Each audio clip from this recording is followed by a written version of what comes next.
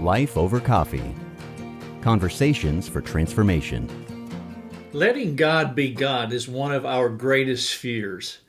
When the circumstances are the most adverse, the temptation will be the strongest to bring God down to a level so that we can argue with Him.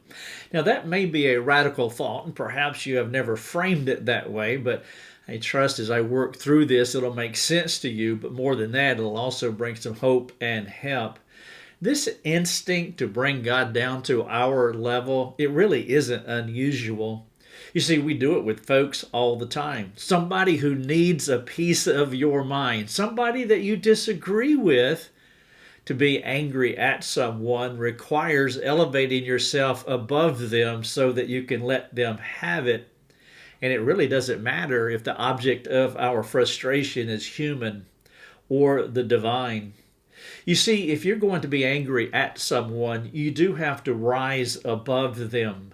I mean, you can look at a picture here. Just think about the humble heart. That is the person with their knee on the ground looking up at the person in humility. That's not how anger and frustration happens. The fearful, angry soul is not far from this kind of exalted arrogance when things become unmanageable. When life turns your world upside down and you are afraid, you are angry, you become an arrogant soul. Well, I was this person once upon a time when my life turned upside down. It made no sense to me whatsoever, and I was angry. Well, eventually I made my way to the Lord, recognizing that He was in my trouble. And in my arrogance, I wanted to bring Him down to my level so that I can complain and spill out my bitterness and grumble. Ultimately, I was angry with Him, trying to elevate myself above Him as though that was even possible. Hello, everyone. This is Rick Thomas. Welcome to Life Over Coffee. I'm so glad that you are here. If you haven't made your way over to our coffee shop, lifeovercoffee.com, let me encourage you to do that. We rebranded our ministry in October of 2022, and we've had scores of people just tell us how wonderful the website is, how beautiful it is. But there's also a lot of resources over there too. Christy, one of our supporting members, said today on the forum, says it's almost overwhelming with all the resources that we have. And I do understand that. And so I want you to come, though, and I want you to benefit from all of our resources. They're free to you. Now, what I want to share with you, I've titled it, Bringing God Down to My Level so that I can argue with Him. Now, you're welcome to read this article if you wish. We produce our content over the past year or so in a read, watch, listen format. And so you can read our articles, you can watch the video. I'm making the video right now. Or you can listen to the podcast. And then, of course, if you don't mind, if you would share these resources with other people, I would appreciate it. And for those of you who are doing the work of discipleship, please not only share with your friends, but use our resources as homework assignments so that they can be going through some of these resources in between the times that they're meeting with you. Now, again, I've titled this, Bringing God Down to My Level so I can argue with Him. Now, the reason I have this title and the reason I'm sharing this with you, because these were some of the thoughts that I had during the darkest season of my life. And, well, I put it down on print because I want to share these things with you, because I know from interacting with people, we're all suffering. We suffer differently, but we're all suffering. And so I know that this will be a benefit and I trust an encouragement for you. You see, freedom mixed with future uncertainty can be terrifying. Humans are frail souls, and we need constraints and structure and security. Even if it's not good for us, let me give you an example of what I mean. The Hebrews wanted to return to Egypt where it was excruciatingly painful for them, but they knew what they would get if they returned. And they were willing to take the structure and the constraints of Egypt rather than to walk with God on the wild side. Walking with God through the world's wilderness is frightening and freeing. both terrifying and exhilarating, all at the same time. Ultimately, this unsettling tension in our souls boils down to how we think about God, specifically His goodness. Will He do good for me? Or more to the point, how shall He define good for me? That word good has a broad definition as we read in Romans 8:28, all things work together for good. Well, a synonym for good in that context is all things. And so walking with the Lord, well, there are big, wide open spaces that we can walk with God in. And sometimes that makes us insecure because we do not know where God is leading us. We want structure. We want security. We want a safe space. In fact, the Hebrews wanted it so badly because as soon as they got out in the wilderness and things got frightening for them, they were unsure of the future outcome. They decided, man, I'd rather have Egypt than to have this. And that's not an unusual thought, by the way. When unexplained and undeserved suffering comes into our lives, will we trust or will we blast the Lord? When God is silent and there is no apparent benefit to holding on to Him by faith, will we continue to follow Him or walk away? Choosing the certainty of Egypt, the strictures of Egypt, the constraints of Egypt over the uncertainty of the wilderness wandering. Can a believer lose everything that is dear to him and still have a robust, God-centered confidence and a great love for God? Well, to answer these questions in the affirmative, it requires a high view of God. A vain attempt to lower Him, at least in our minds, because ultimately we will never lower God. And so these vain, futile attempts in our mind to bring God down to our level so that we can argue and complain with Him, well, that will never provide what we really want from Him.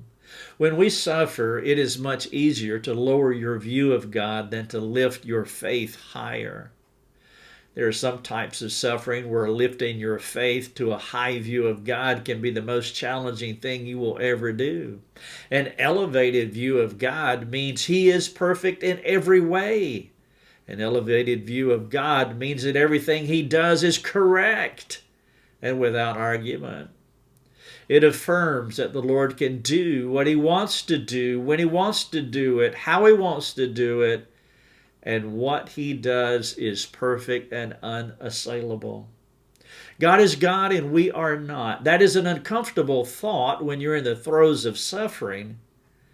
But if you're going to suffer well, you must recognize who He is, and you must resist any vain attempts to change Him. When Job thought about these things in chapter 23, he says, "But He is unchangeable, and who can turn Him back? What He desires, that He does, for He will complete what He appoints for me." And many such things are in His mind. Now, isn't that a terrifying thought? Well, actually, that's what Job said next. Job said, "Therefore I am terrified at His presence. When I consider, I am in dread of Him." You see, Job thought about these things, and it brought dread into his soul. Job had a high view of God, and that was a fearful thing.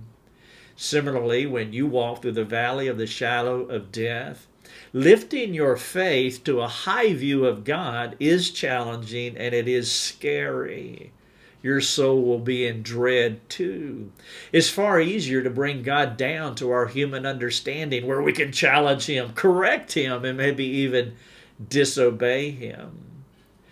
When we do that, we create a God in our image, not His.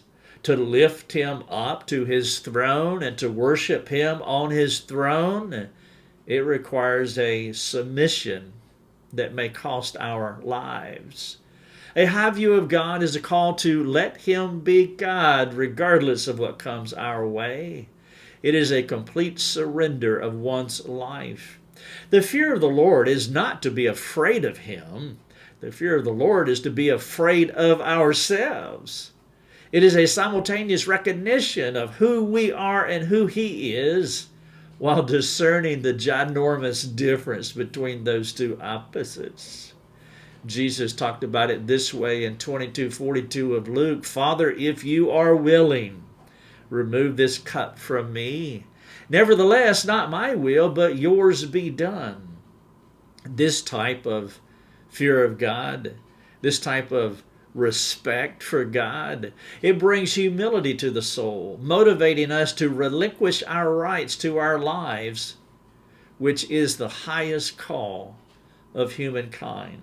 To let God be God and to be okay with how He runs the universe. Or more precisely, the real issue is whether we will be okay with how He runs our lives. Forget about the universe. Will I be okay with how He works in my life? Now, of course, the truth is that God will be God whether we let Him or not. Now, please understand, I've used this phrase or word collection, let Him, or letting God be God. I'm using the word let in an extremely loose sense. We have no ultimate control over our lives, and we definitely have no control over God's. We will not let Him do anything, for He is God and we are not. Those who think they are somebody will be reduced to nothing. But the humble spirit recognizes that he is nothing, and God will exalt this person in due time. Job said it this way when his world was falling apart. Naked I came from my mother's womb, and naked shall I return. The Lord gave, and the Lord has taken away. Blessed be the name of the Lord. In all this Job did not sin or charge God with wrong.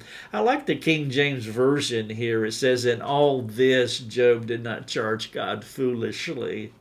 If you charge God with any wrong, you are a fool. You are acting foolishly.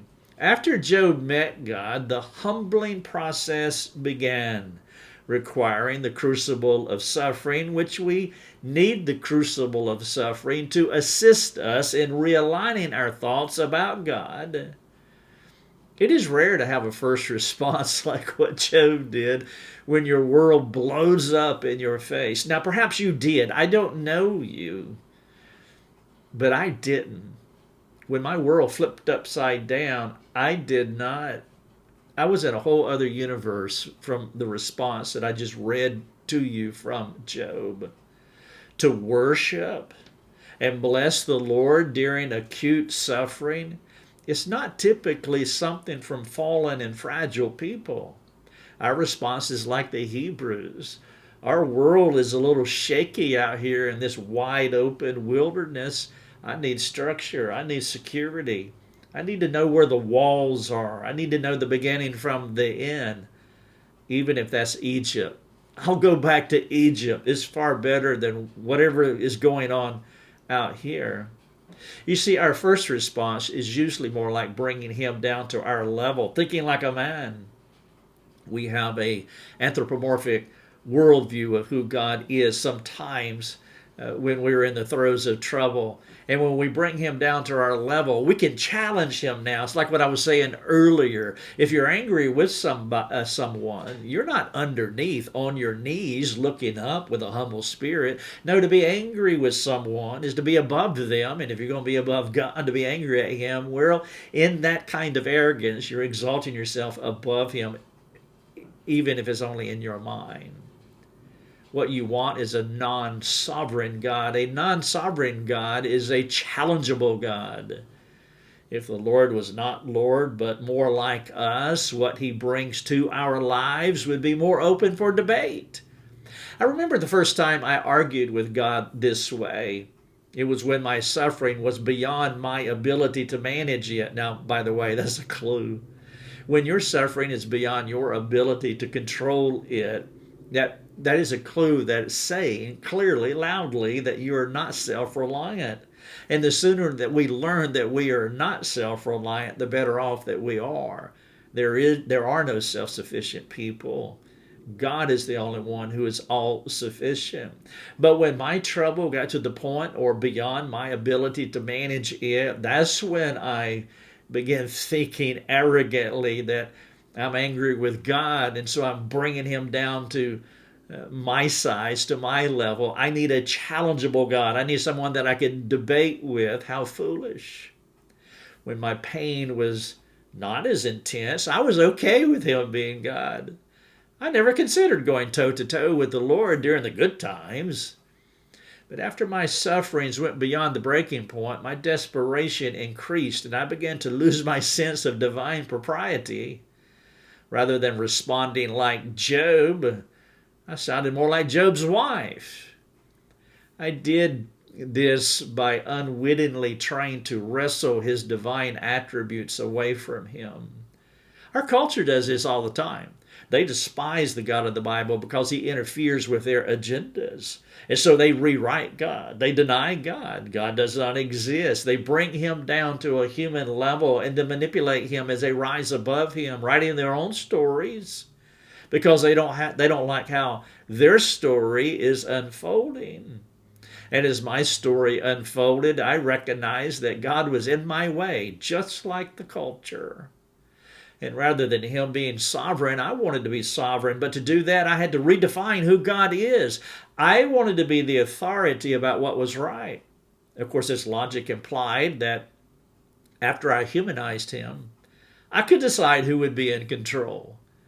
Of course, that presents a problem when you think about who you're trying to challenge and change. Perhaps it would do good at this point to soak just in a short list of some of God's attributes. I want to give you a few here just to think about this person that I was trying to challenge and change. Here's a short list of who God actually is, not the God that I tried to create and the God that people are creating in our culture. For example, attribute, the solitariness of God, meaning he does not need us. The decrees of God, his scary future purposes, what he decrees will come true. The knowledge of God, he's omniscient. The immutability of God, he is unchangeable. This is what Job said. Who can change him? The sovereignty of God, he rules everything. The holiness of God, he is perfect in every way. The power of God, he is omnipotent. The faithfulness of God, he is persevering. The goodness of God, he is the best. The love of God, he is kind. Now, these are only 10 attributes that I rolled out for you. Are you able to see the irony here as you listen to that list? Why would anyone want to change someone like this? How foolish, how dark does a heart have to be to want to have any other being ruling over them?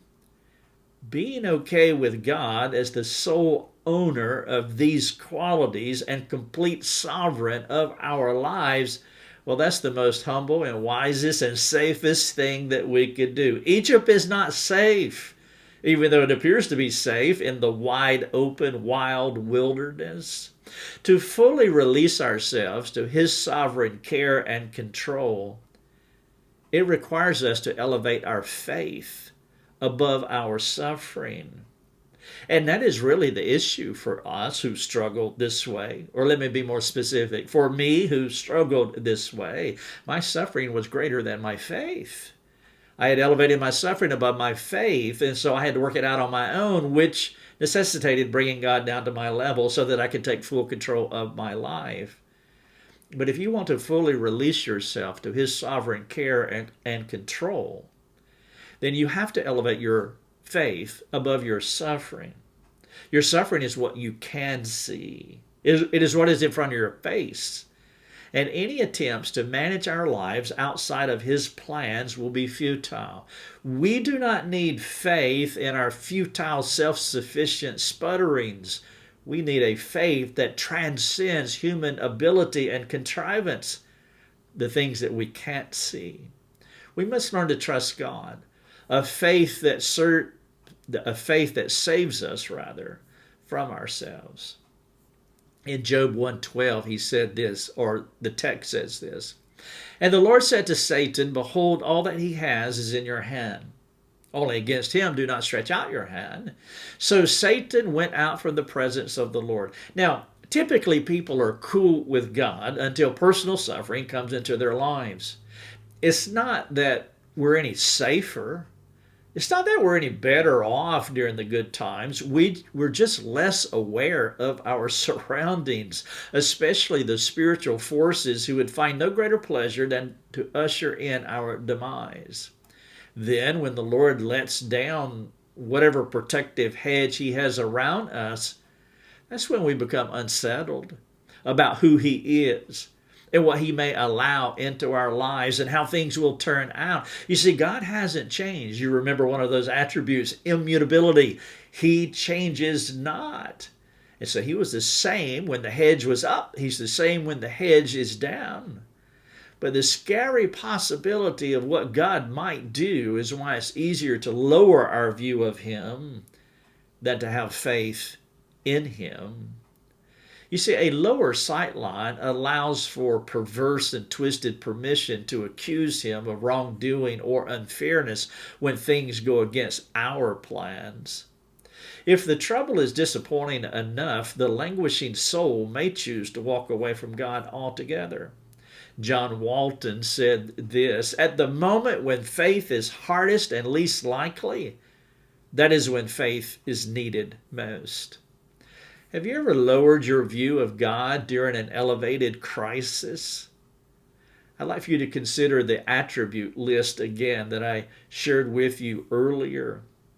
Which one of those attributes have been the most difficult for you to embrace when your suffering was the acutest?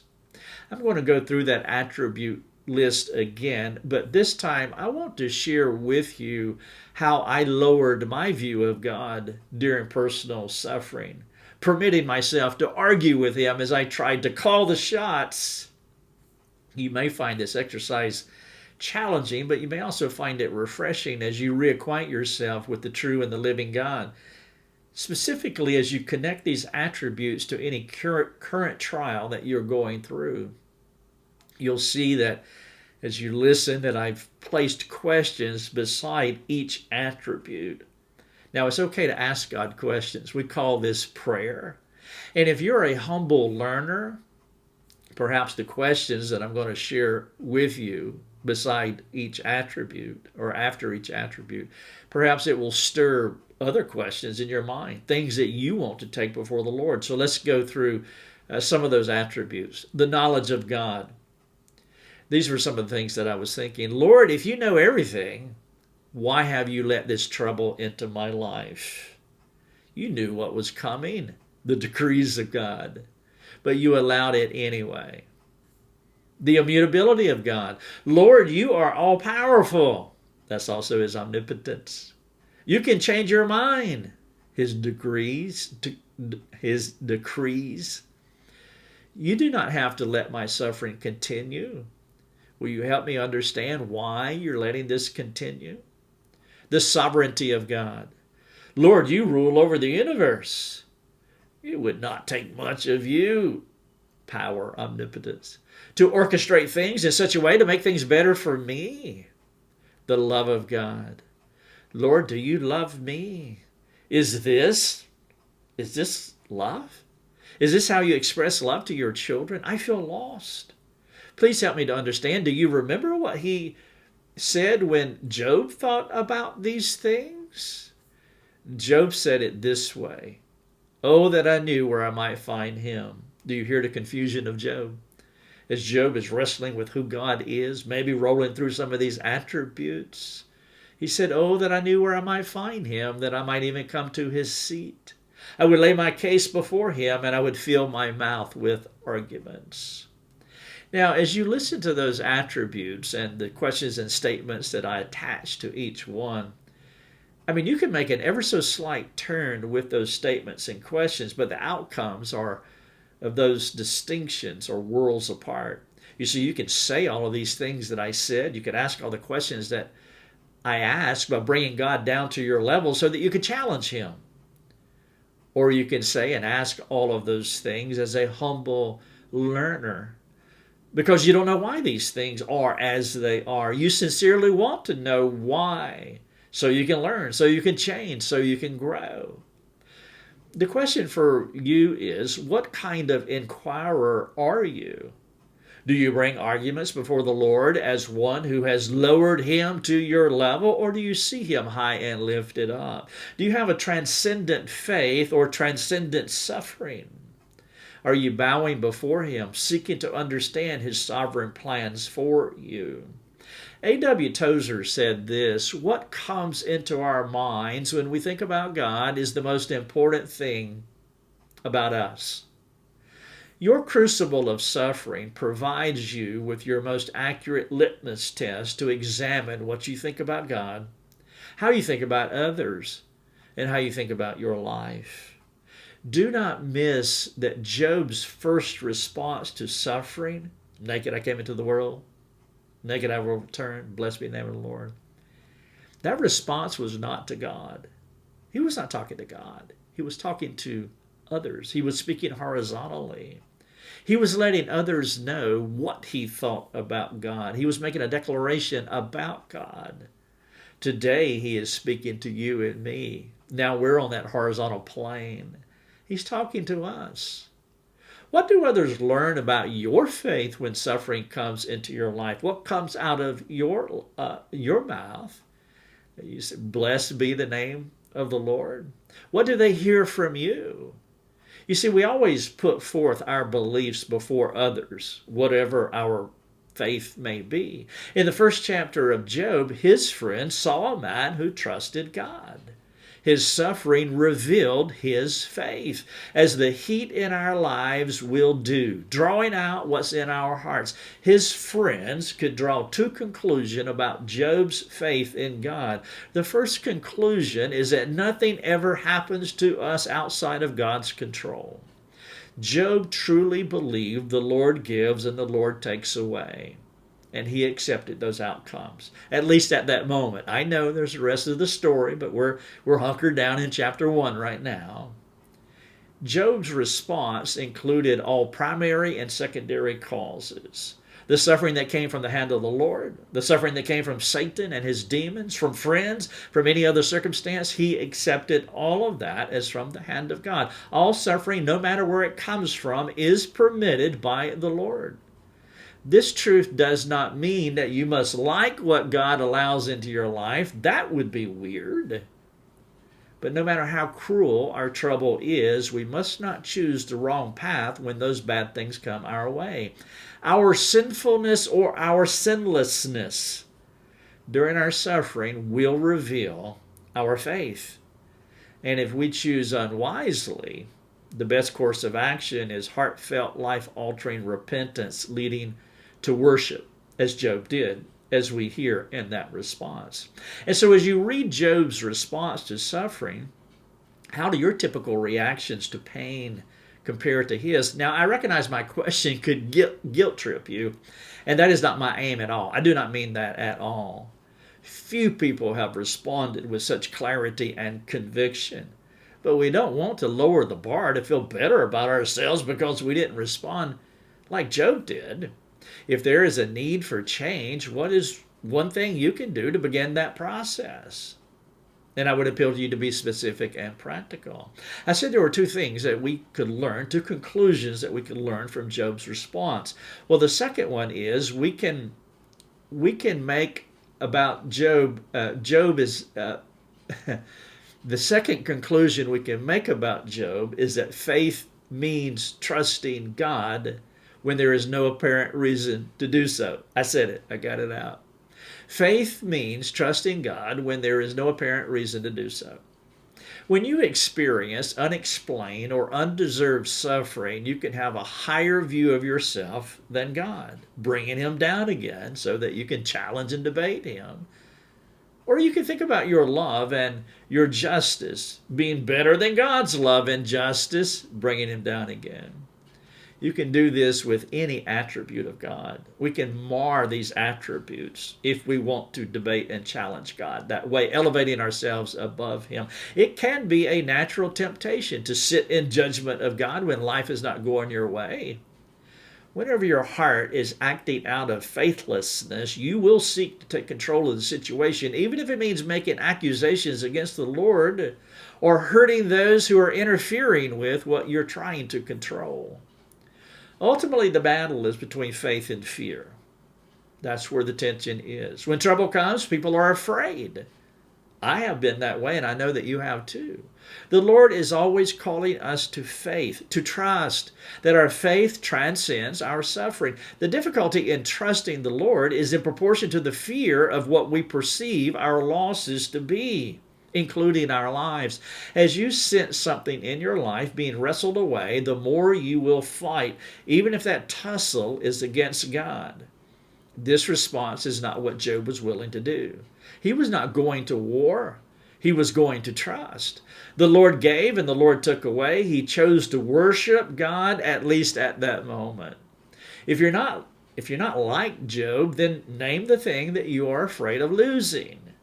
It is that thing that is sabotaging your faith. I lost my wife, my children, my home, my property, my reputation during a very dark season. These lost things were easy to identify. I didn't want to lose them, but I could not control the outcome. And so what did I do? I brought God down to my level so that I could be angry with Him and be angry at other people as well, because I was afraid of losing these things. Now, maybe the thing you are afraid of losing is not as discernible, though I doubt it. Most of us know something we do not want to lose. When something challenges it, we can become angry, fearful, faithless. This intersection is where you will have to make a life-altering decision. Would you be honest about the real motives of your heart? If you cannot or will not do this, you'll always live a life oscillating between anger and fear. You may start with fear as the thing you want continues to slip through your hands. You may resort to anger as a fearful, insecure, manipulative mechanism to regain control of that thing you're afraid of losing. The first step in transcending your trouble is to be honest with what is going on in your heart. Because I did not respond like Job, it took a while for me to be honest with God and others. I had to own my sin by naming my fear. Also had to recognize how anger was complicating matters. Only then did I begin a process of repenting of this fear of loss while trusting the Lord. And mercifully, the anger started to subside too. Now, if you can relate to anything that I'm saying here, I strongly encourage you not to walk this journey alone. Bring trusted friends into this battle for your soul. The mortification of sin does not happen at a point in time. It is a journey that is really suited for a community. If you want to read what I've just shared with you, then you can go to our website, and here's the title: Bringing God Down to My Level So I Can Argue with Him. I want to wrap up by asking you just a few questions. Number one, which attribute of the Lord brings you the most significant struggle? I'll not repeat those attributes here, but I would encourage you, maybe you can gather the 10 that I listed here. And of course, there's many more. But which one or two do you struggle with the most? I mean, sovereignty obviously is a big one. Number two, how does this struggle impede what the Lord would like to do for you? If we struggle with who God is, then we're going to start pecking away, trying to diminish Him. Again, I was using the word let loosely because ultimately we can't do that. And so as you recognize this struggle, what is your plan to change? Number three, which attribute brings you most comfort? Name it. Name 2 or 3. I hope there's several. And then question number 4, why does it? Why does it bring you comfort? And then also, will you share with a friend how God comforts you during trials? I mean, who knows? Your friend probably needs this kind of encouragement, and I would imagine that they do. I think it would be a good conversation to have, to talk to them in context about what I'm sharing here, and just be that encourager with your friend. Then number 5, what is something you don't want to lose? Now, I am not suggesting that you should lose it. That's kind of weird. Or that the Lord will take it away from you. That's not what's going on here. My aim here is to help you recognize how an unguarded fear can sabotage your faith. If you are more fear-centered than God-centered about these matters, then I do recommend that you share what you have heard here with a friend and talk about the possibility of how you can change. Again, bringing God down to my level so that I can argue with Him. Come over to our coffee shop, lifeovercoffee.com, and tell your friends about it as well. Wonderful resources, life transforming. Thank you so much. Thanks for joining us. Learn more and get access to other resources at lifeovercoffee.com.